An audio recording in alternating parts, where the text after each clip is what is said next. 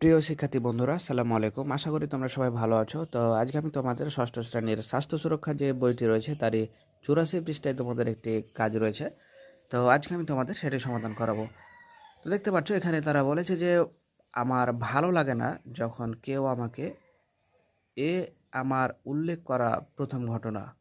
তো দেখতে পাচ্ছ এখানে বলেছে যে এই ওয়ার্কশিটটি ব্যবহার করে আমরা আমার গুণ সুপার পাওয়ার কাজে লেগে একটি পরিকল্পনা তৈরি করব, যেখানে আমার ভালো লাগে না যখন কেউ আমাকে আমার উল্লেখ করা প্রথম ঘটনার মতো কোনো ঘটনা বা পরিস্থিতি হলে আমি কেমন ব্যবহার করব সেটা নিচে তুলে ধরবো। তো আমরা দেখতে পাচ্ছি যদি কেউ আমাকে ড্যাশ বলে বা করে তাহলে আমি যা বলবো বা করব। তো এবং নিরাপদ স্থান যেখানে আমি যেতে পারি, এবং তারপরে আসলে বলছে যে নির্ভরযোগ্য ব্যক্তি বা বয়সে কোন কোন ব্যক্তিবর্গের সাথে এ বিষয়ে কথা বলতে পারে। তো চলো যাই আমরা আমাদের সেই কাঙ্ক্ষিত উত্তরগুলো দেখে নিই। শিক্ষার্থী, তো দেখতে পাচ্ছ যে এখানে তোমাদের সমাধানটি সুন্দর করে করে দেওয়া হয়েছে।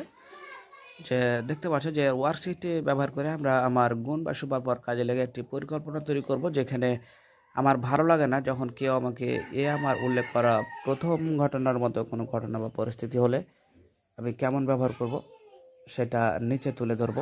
তো উত্তরে আমরা দেখতে পাচ্ছি যে যদি কেউ আমাকে ড্যাশ করেছিল, তো এখানে আমরা রাগান্বিত করে তাহলে আমি যা বলবো বা করব।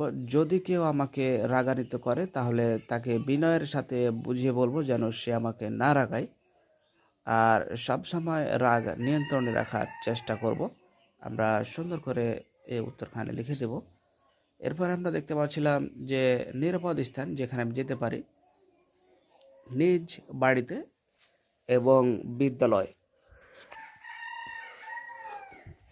এরপর আমরা সর্বশেষে যেটি ছিল যে নির্ভরযোগ্য ব্যক্তি, বয়সে বড় বা কোনো ব্যক্তির সাথে যার সাথে আমি এ বিষয়ে কথা বলতে পারি।